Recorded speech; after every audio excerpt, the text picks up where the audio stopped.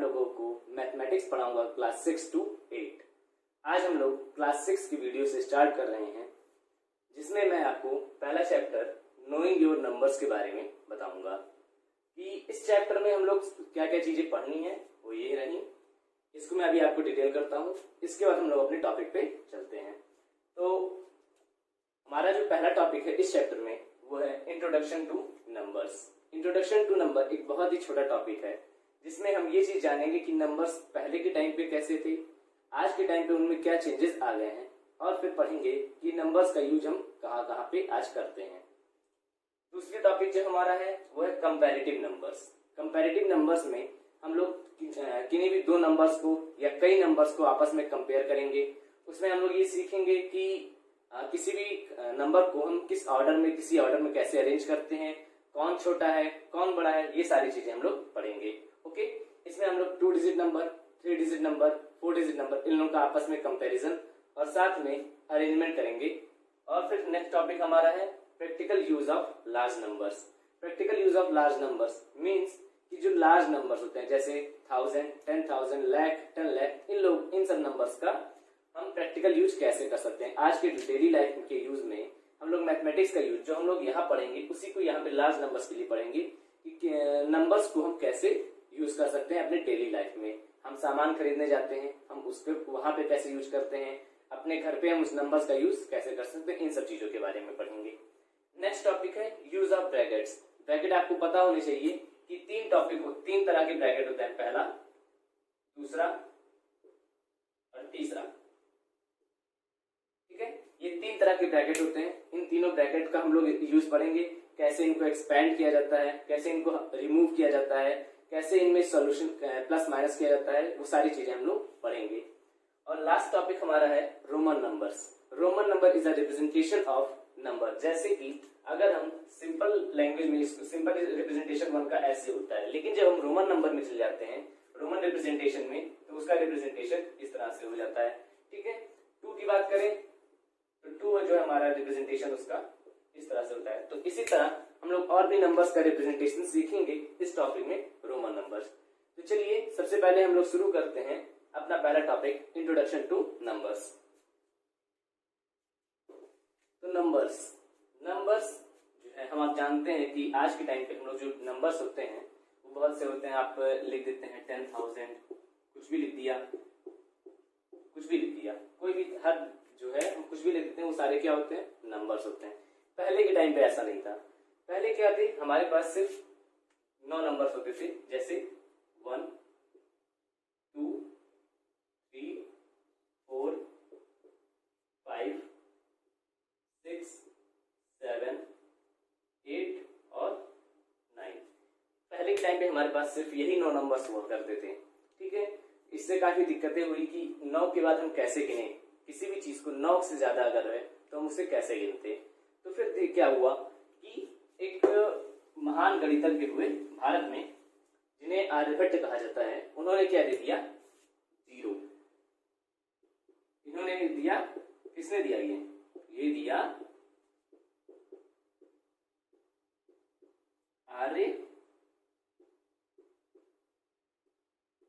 आर्यभट्ट जी ने। किन्होंने दिया, आर्यभट्ट जी ने दिया। क्या दिया, शून्य दिया। और इसके बारे में उन्होंने क्या कहा, शून्य के लिए उन्होंने कहा कि शून्य जो है वो 1 से कम होता है। क्या होता है, 1 से कम होता है। लेकिन उन्होंने ये भी बताया कि यदि ये शून्य किसी भी नंबर के साथ जुड़ता है तो ये उसकी वैल्यू को क्या करता है, 10 गुना बढ़ा देता है। 10 गुना बढ़ा देता है। ये 10 क्या था, 10 था इस 9 के बाद आने वाला नंबर। ठीक है, उन्होंने ये कहा 0 यहाँ आएगा, लेकिन अगर 9 के बाद हम यहाँ पे कोई चीज 1 के साथ लिखे हैं तो ये 10 हो गया। अब 10 के बाद देखिए,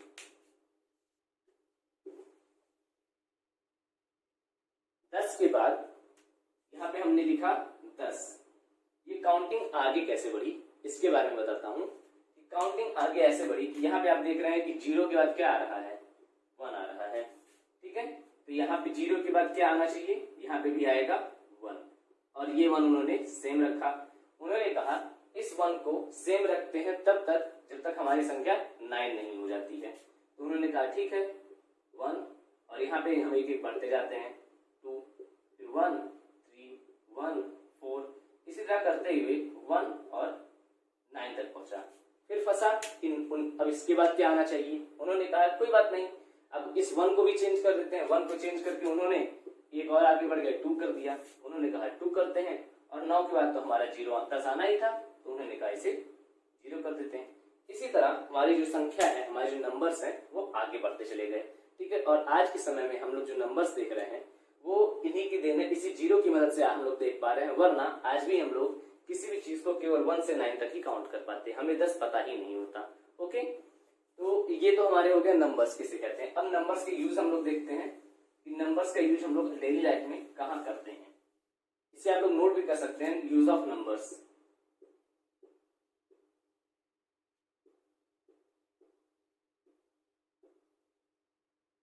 यूज ऑफ नंबर्स, ओके।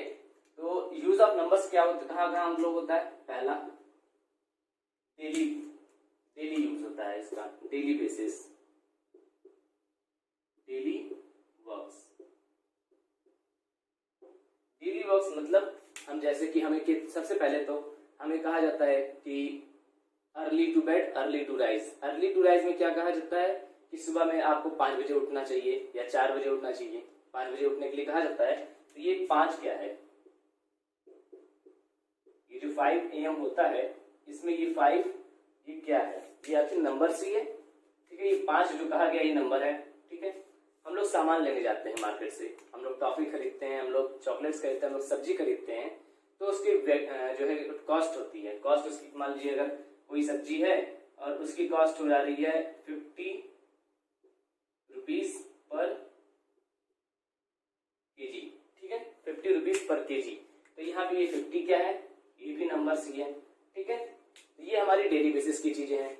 और हम नंबर्स का यूज कहाँ करते हैं, नंबर्स का यूज हम चीजों को कंपेयर करने में करते हैं। कहाँ पे करते हैं, चीजों को कंपेयर करने में। जैसे अगर हम कोई लिख दें, हम अपने घर में देखते हैं हमारे जो बड़े भाई या छोटे भाई होते हैं उनसे हमें उनकी एज कंपेयर करते हैं। कैसे, अगर हमारी एज, यहाँ मान लीजिए मैं हूं और मेरी एज 24 है और मेरा जो बड़ा भाई है ब्रदर,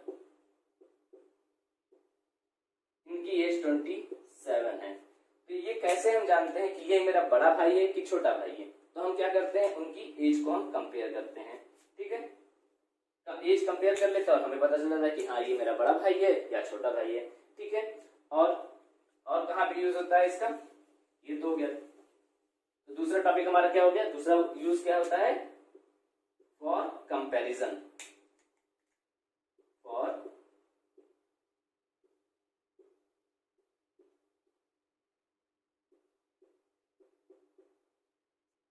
कंपैरिजन। ठीक है, अब तीसरा टॉपिक क्या होता है, तीसरी चीज एक और यूज होता है इसका। वो यूज क्या होता है कि ऑर्डर बनाने में, किसी चीज को किसी सीक्वेंस में रखने में। जैसे मान लेते हैं कि हमारी क्लास में 5 बच्चे हैं। ठीक है, जिनकी जो है वेट हम मान लेते हैं कि इस सीक्वेंस में है। 5 बच्चे हैं, ए, बी, सी, डी और ई। ठीक है, इनके वेट क्या है, मान लीजिए 40 kg, सब केजी में ही रखते हैं। ये है 42 kg, ये है 32 kg, ये 38 kg और ये 46 kg। ठीक है, मान लेते हैं कि ये वेट है सबके। अब अगर हमें ये सीक्वेंस, इस अरेंजमेंट इन्हें अरेंज करना हो कि एक प्रॉपर ऑर्डर में, कि बढ़ते हुए वेट के क्रम में अगर हमें इन्हें अरेंज करना हो तो हम कैसे करेंगे, हम क्या करेंगे, इस टॉपिक का यूज करेंगे, फॉर कंपैरिजन। नंबर्स का आपस में कंपेयर करेंगे और देखेंगे कौन सबसे छोटा है, कौन उससे बड़ा है, कौन उससे बड़ा और कौन सबसे बड़ा है। ठीक है, इस सीक्वेंस में जब हम चीजों को अरेंज कर लेते हैं तो इसे हम क्या कहते हैं, सीक्वेंस बनाना या फिर ऑर्डर अरेंज करना। ओके, इसका हम क्यों कर पाते हैं कि अगर A B C D E को हमको हाइट वाइज खड़ा करना है या वेट वाइज खड़ा करना है लाइन से, तो हम क्या करेंगे, हम करेंगे कि इनके वेट को कंपेयर कर लेंगे। और हम कंपेयर किससे कर रहे हैं, नंबर्स की मदद से कर रहे हैं। ठीक है, तो ये किसका यूज हुआ, कंपेयर, नंबर्स का यूज होता है। यहाँ पे कह देते हैं फॉर मेकिंग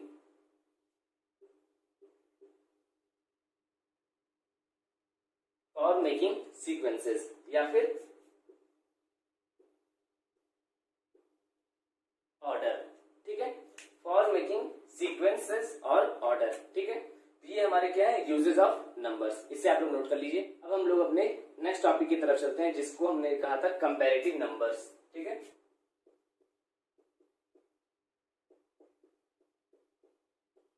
कंपैरेटिव नंबर्स, ठीक है।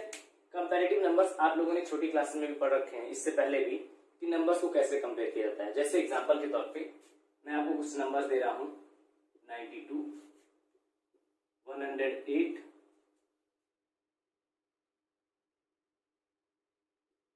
2162 और 5, ठीक है। अब अगर हमें इसमें कंपेयर करना हो कि कौन सबसे बड़ा है, तो सबसे पहली चीज तो हम किससे कंपेयर कर सकते हैं, नंबर्स, इसमें कितने जो है डिजिट हैं इसको काउंट करके। जैसे इसमें देखा जाए तो टोटल कितने डिजिट हैं, 2 डिजिट हैं, इसमें 3 डिजिट हैं, इसमें 4 डिजिट हैं और लास्ट में ये है 1 डिजिट नंबर, ठीक है। तो यहां से हम कंपेयर कर सकते हैं, इसमें 2 डिजिट नंबर, ये 3 डिजिट नंबर, ये 4 डिजिट नंबर और ये सिंगल डिजिट नंबर। तो हम यहां से डायरेक्टली देख के बता सकते हैं कि ये जो है वो लार्जेस्ट नंबर होगा, ठीक है,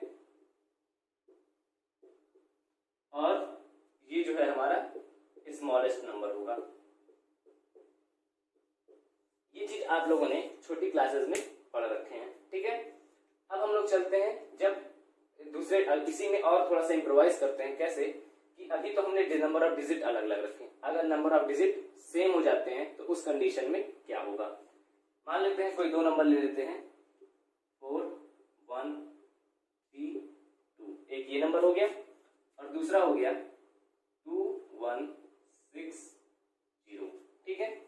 अब इसमें देखते हैं तो इसमें भी इसमें जो है कितने नंबर ऑफ डिजिट है, 4, और इसमें कितने हैं, 1, 2, 3 एंड 4, ठीक है। तो नंबर ऑफ डिजिट तो सेम है, यहाँ पे हम डायरेक्टली नहीं बोल सकते हैं, तो यहाँ पे हमें क्या करना होगा, कंपेयर करना होगा। कंपेयर कैसे करेंगे, तो इसमें आप लोगों ने पता होगा कि ये होता है वंस प्लेस, ठीक है, ये वंस प्लेस, ये होता है टेंस प्लेस, ये 100 प्लेस और ये 1000 प्लेस, ठीक है। इसी तरह यहाँ पे जाते हैं तो ये वंस प्लेस, ये टेंस प्लेस, ये 100 प्लेस और ये 1000 प्लेस, ठीक है। तो हम, आप ये बताइए कि वन बड़ा, वंस प्लेस सबसे बड़ा होता है, वंस होता है, टेंस, 100 और 1000, इन चारों में सबसे बड़ी प्लेस वैल्यू किसकी होती है, सबसे बड़ी प्लेस वैल्यू होती है 1000 की, उसके बाद 100, उसके बाद टेंस और लास्ट में वंस। तो हम सबसे पहले क्या करते हैं, 1000 प्लेस वाले को कंपेयर कर लेते हैं। 1000 प्लेस पे क्या क्या लिखे हैं, यहाँ पे देखते हैं तो यहाँ लिखा है 4 और यहाँ पे देखें तो यहाँ लिखा हुआ है 2। अब 4 और 2 में हम सिंगल डिजिट नंबर है, इनको कंपैरिजन हम आराम से कर सकते हैं। 4 और 2 में बड़ा कौन होता है, 4 बड़ा होता है। तो अगर 4 बड़ा है तो हम यहाँ पे देख सकते हैं कि 4000 आ रहा है और यहाँ पे आ रहा है 2000। तो 4000 जो है, जो कि बड़ा होता है, तो हम कह सकते हैं कि ये नंबर बड़ा होगा, ठीक है। ये चीजें होगी। अब मान लेते हैं एक इस तरह का तीसरा ऑप्शन ले लेते हैं जो और थोड़ा सा इसमें कठिन करते हैं क्वेश्चन को। क्वेश्चन कैसे कठिन होता है, मान लेते हैं कि अब 1000 प्लेस वाली वैल्यू सेम हो जाती है, जैसे 3, 2, 1, 0, एक नंबर ये हो गया और एक नंबर हो गया 3, 1, 2, 0, ठीक है। ये 2 नंबर्स हो गए हैं और हमें इन्हें आपस में कंपेयर करना है। तो पहले लिख लेते हैं कौन से प्लेस में है। ये हो गया वंस प्लेस, ये टेंस, ये 100 और ये 1000 प्लेस। इसी तरह यहां पे जाते हैं, वंस प्लेस, टेंस, 100 और ये 1000, ठीक है। ये हो गया। अब अगर हमें इसे आपस में कंपेयर करना है तो हम कैसे करेंगे, सबसे पहले हम 1000 प्लेस वाले को देखते हैं। तो 1000 प्लेस पे यहाँ भी 3 है और यहाँ भी 3 है। तो अगर 3 और 3 बराबर होते हैं तो हम ये नहीं कह सकते हैं कि हाँ ये वाला नंबर बड़ा है या ये नंबर बड़ा है, ठीक है। हम केवल 1000 प्लेस के कंपैरिजन से नहीं कर सकते हैं। तो हमें क्या करना पड़ेगा, हमें करना पड़ेगा कि हम एक स्टेप बढ़े, तो यानी कि 1000 प्लेस वाले से हमें मतलब अभी नहीं है। तो हम क्या जाएंगे, अब हमारे लिए सबसे बड़ा प्लेस कौन सा है, 100 प्लेस। तो 100 प्लेस को कंपेयर करते यहाँ पे कितना है, यहाँ पे है 2, यहाँ पे 100 प्लेस पे लिखा है 2 और यहाँ पे 100 प्लेस पे लिखा हुआ है 1। तो 2 और 1 में से कौन बड़ा होता है, 2 और 1 में से बड़ा होता है 2। तो हम इस अब यहाँ पे 2 और 1 में से बड़ा होता है 2, तो इसलिए हम कह सकते हैं कि यहाँ का 2 जो है ये 100 प्लेस पे और यहाँ पे 1 जो है 100 प्लेस पे है, इसलिए ये नंबर बड़ा है। ओके, तो यहाँ पे हम कह सकते हैं इस तरह से हम 3 तरह से इसको देख सकते थे। इसी तरह मान लेते हैं कि अगर 100 प्लेस सेम हो जाता है तो ये हम किसको चेक करेंगे, फिर 10th प्लेस को। अगर 10th प्लेस से सेम हो जाते हैं तो फिर क्या करेंगे, 0 प्लेस यानी 1 प्लेस को चेक करेंगे। ओके, तो ये सारी चीजें हो गई थी। अब हम लोग अपने नेक्स्ट टॉपिक पे चलते हैं, rearrangement of digits to make new numbers. इसमें क्या होता है कि हम किसी कुछ डिजिट्स को लेके हम कितने तरीके से नंबर बनाते हैं हम इसको जानते हैं। तो मान लेते हैं एक डिजिट हो गया 1 और दूसरा डिजिट हो गया 3, ठीक है, ये 2 डिजिट हो गए। अब इनके प्लेसेस को चेंज करके हम कितने नंबर्स का फॉर्मेशन कर सकते हैं। चलिए, तो हमारे अब 2 डिजिट है तो यानी कि 2 डिजिट नंबर ही बनेंगे। मान लेते हैं ये पहला डिजिट है, इस प्लेस हो गया, ये दूसरा डिजिट हो गया, ठीक है। ये हम कैसे, इसे हम क्या करते हैं, ये होता है 1th प्लेस और ये होता है 10th प्लेस। ओके, ये हो गया 1th प्लेस, ये हो गया 10th प्लेस। तो हम क्या करते हैं, पहले इस 1 को 1th प्लेस पे रखते हैं, तो ऑटोमेटिक 3 हमारा जो है ये 10th प्लेस पे आ जाएगा। तो ये क्या बन जाएगा, 31, ठीक है। अब दूसरा ऑप्शन है हमारे पास, अब हम प्लेसेस चेंज कर देते हैं। प्लेसेस चेंज कर रहे हैं तो क्या हो गया, मान लीजिए 1th प्लेस है और ये 10th प्लेस है। अब हम इस 3 को यहाँ पे रख देते हैं तो ऑटोमेटिक हमारा नंबर यहाँ आ जाएगा 1। तो इससे हमारा क्या नंबर बनता है, 13 बनता है, ठीक है। तो ये सारी चीजें ये जो है कैसे वो 2 डिजिट नंबर के रीअरेंजमेंट से हमने 2 नंबर बना दिए, 2 डिजिट दिया और हमने 2 नंबर बना दिए, ठीक है। और देखते हैं 3 डिजिट में जाते हैं, मान लेते हैं कि यही नंबर्स है,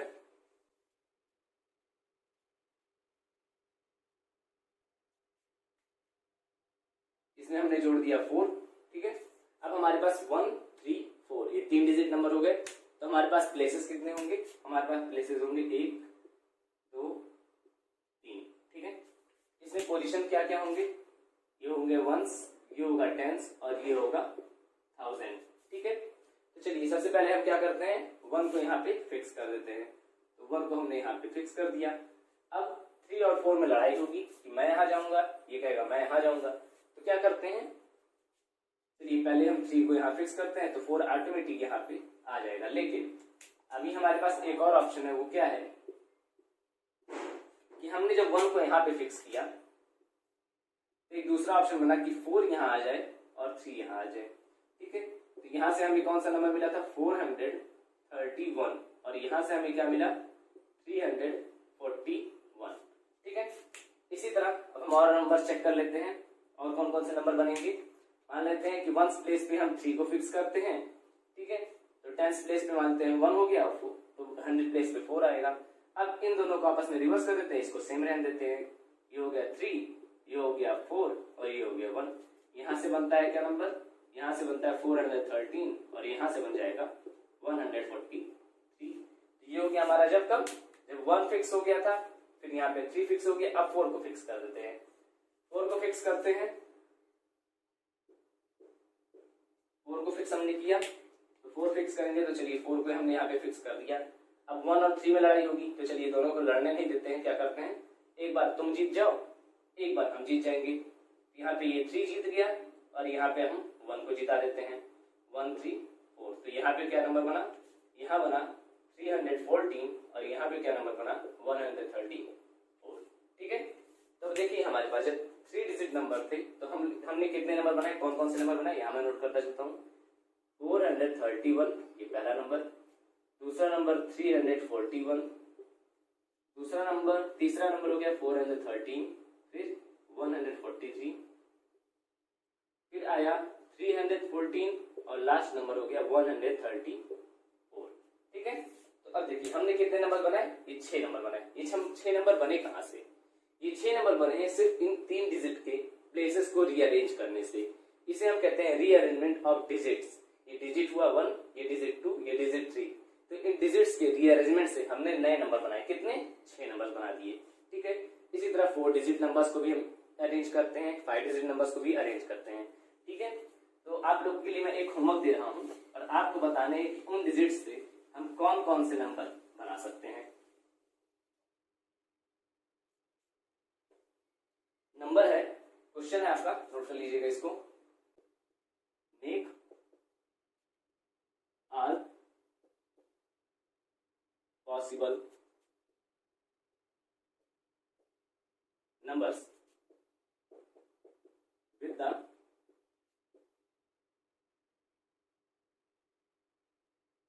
help of